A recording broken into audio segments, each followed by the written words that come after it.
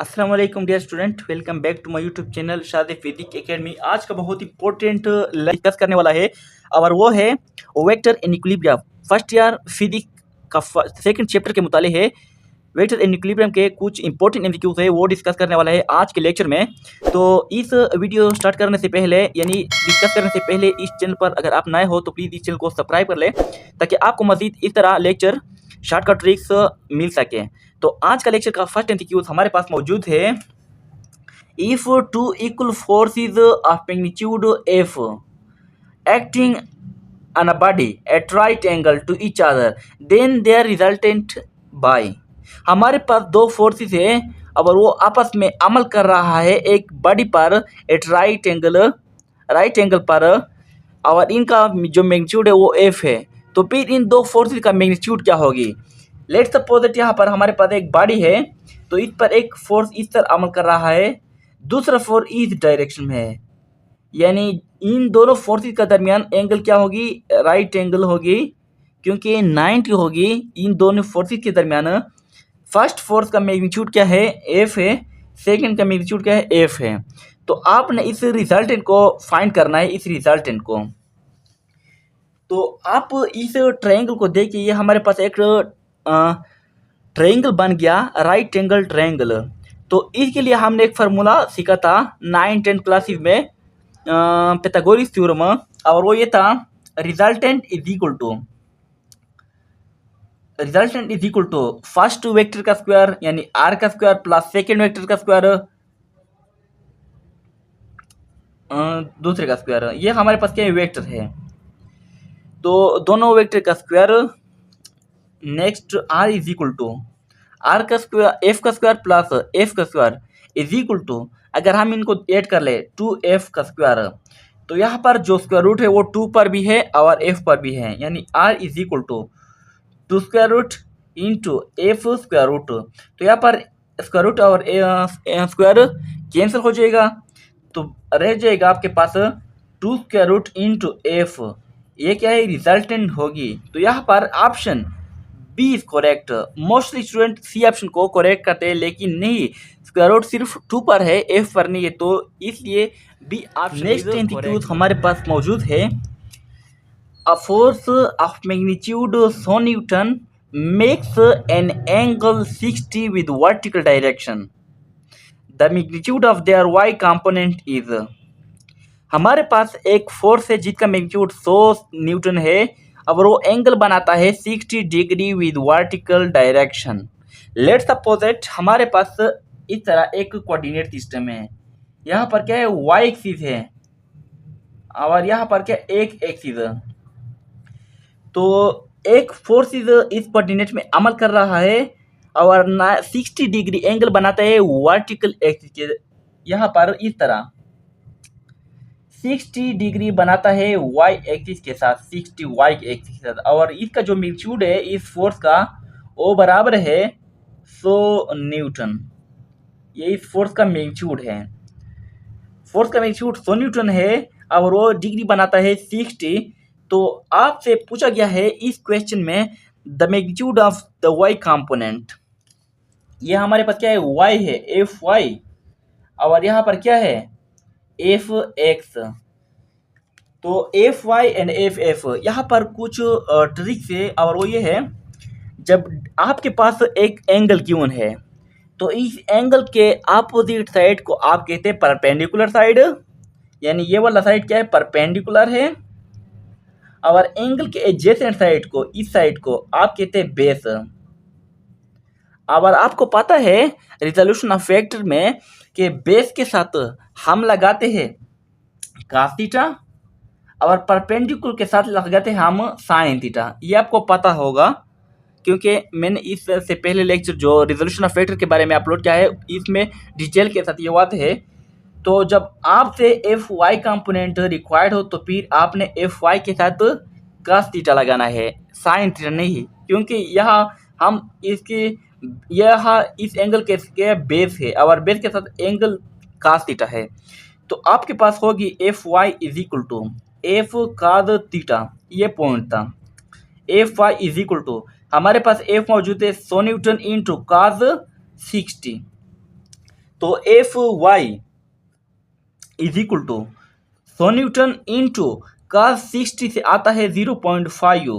Okay, तो F Y is equal to 100 को जब हम 0.5 से मल्टीप्लाई करें तो फिर आ जाएगा 50 न्यूटन। यहाँ पर जो एफ आई कंपोनेंट है वो हमारे पास क्या है, 50 न्यूटन है, यानी ऑप्शन बी इज करेक्ट। तो नेक्स्ट एमसीक्यू हमारे पास मौजूद है, the angle of a vector, the angle of a vector A is equal to A X I I cap A Y J cap. हमारे पास एक वेक्टर गिवन है, तो इस वेक्टर को आपने एंगल फाइंड करना है कि ये किस क्वाड्रेंट में वाक़या है। ये वेक्टर विद एक एक्सिस विल बी बिटवीन, यानी हमारे पास एक वेक्टर गिवन है और इस वेक्टर को एंगल आपने बताना है कि ये वेक्टर किन एंगल के दरमियान है। तो लेट्स सपोज इट, आप देखते हैं यहाँ क्या है, पॉजिटिव एक ही एक्स है, तो यहाँ पर इस क्वाड्रेंट में एक्स हमारे पास क्या होगी, पॉजिटिव होगी, और वाई क्या होगी, ए वाई पॉजिटिव होगी। सेकेंड क्वाड्रेंट में हमारे पास A Y positive, A X is equal to negative. Third quadrant में A X is equal to negative, A Y is equal to negative. Fourth quadrant में A X positive and A Y is equal to negative. तो ये है formula या tricks. तो इस vector को आप अप्लाई कर दें यहाँ पर। ओके, तो इसका जो एक्स कंपोनेंट है वो पॉजिटिव है और वाई कंपोनेंट क्या है, नेगेटिव है। तो यहाँ पर देख ले आप फोर्थ क्वाड्रेंट में A X positive and A Y negative, तो ये वेक्टर हमारे पास क्यों होगा, लेट सपोज यहाँ पर एंगल 270 है, 270 एंड 360, यानी इनके दरमियान ये वेक्टर गिवन होगा फोर्थ क्वाड्रेंट में। तो यहाँ पर option D is correct. 270 and 360 ये है। Next MCQ, the magnitude of a result of 3 vector is 3। हमारे पास magnitude of 3 vector is 3, its X component is 2 and Y component is 1, then Z component will be find. हमारे पास MCQ ये है, 3 vector हमारे पास given है, तो इन तीनों वेक्टर का हमारे पास जो रिजल्ट है वो 3 है, एक्स कंपोनेंट 2 है और वाई कंपोनेंट 1 है। तो आपने सिर्फ जेड कंपोनेंट को मालूम करना है। तो इसके लिए हम फार्मूला इस्तेमाल करते हैं, if magnitude is equal to F X component का square plus F Y component का square plus F Z component का स्क्वायर। आपको पता होगा इस फार्मूले का। तो यहाँ पर जो रिजल्टेंट है यानी एफ वो बराबर है 3 is equal to F X हमारे पास बराबर है 2 का स्क्वायर प्लस एफ वाई है 1 का स्क्वायर प्लस एफ जेड आपने खुद लिखना है अपनी जगह पर।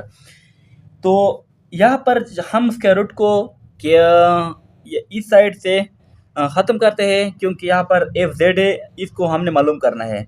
तो फिर आपने दोनों साइड पर स्क्वायर लेनी होगी, square taking square on both side. तो यहाँ पर स्क्वायर और स्क्वायर रूट कैंसिल हो जाएगा। 3 का स्क्वायर से 9 आता है इज इक्वल टू 2 स्क्वायर से 4 प्लस 1 स्क्वायर से 1 प्लस एफ जेड का स्क्वायर। जब हम इन दोनों को ऐड कर ले, यानी ये हमारे पास क्या आ जाएगा 5, 4 प्लस 1 से। जब 5 को आप दूसरे साइड पर ले तो आपके पास ऐसा जाएगा 9 minus 5 is equal to F Z का स्क्वायर। तो 9 माइनस 5 से 4 आता है is equal to F Z का स्क्वायर।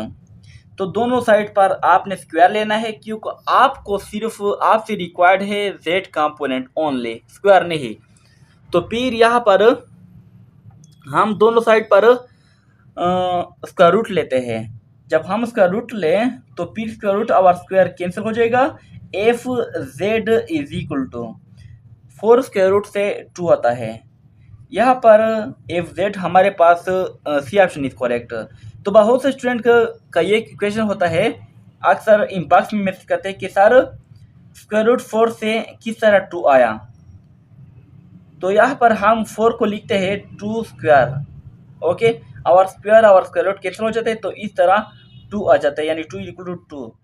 तो ये है हमारे पास लास्ट वन एमसीक्यू, लेकिन डिफिकल्ट नहीं है, सिर्फ लेंथ है। The monkey is climb a vertical tree with a velocity 5 meter per second. हमारे पास एक बंदर है जो क्लाइंब कर रहा है, चढ़ता है एक ट्री पर 5 मीटर पर सेकेंड वेलोसिटी के साथ। एंड अ डॉग, एक कुत्ता है, is running toward the tree, दरख्त के करीब जा रहा है, with a velocity of 5 into 3 square root meter per second. लेकिन दूसरी तरफ हमारे पास एक कुत्ता है और वो ट्री की तरफ जा रहा है भागता 5 into 3 square root meter per second. The velocity of dog relative to the monkey. आपने डॉग की वेलोसिटी को मालूम करना है, रिलेटिव टू द मंकी क्या है। यहाँ पर आप सोच कर ले कि जो वर्टिकल है यानी बंदर चढ़ता है, क्या होगी, F Y is equal to 5 meter per second. And यहाँ पर एक कुत्ता टुवर्ड द ट्री जा रहा है, V X is equal to 5 into 3 meter per second square. तो आपने इस डॉग की स्पीड मालूम करना है रिलेटिव टू द मंकी, यानी यहाँ पर तो आपने वी को फाइंड करना है। तो इसके लिए आप सिर्फ सिंपल फार्मूला अप्लाई कर दें, ए वी का मैग्नीट्यूड इज इक्वल टू 5 का स्क्वायर प्लस 5 इंटू 3 का स्क्वायर। तो v is equal to 5 square से 25 आता है, प्लस यहाँ पर आपने 5 पर स्क्वायर लेने से 25 मल्टीप्लाई 3 और स्क्वायर रूट कैंसिल हो जाएगा, सिंपल 3 आ जाएगा।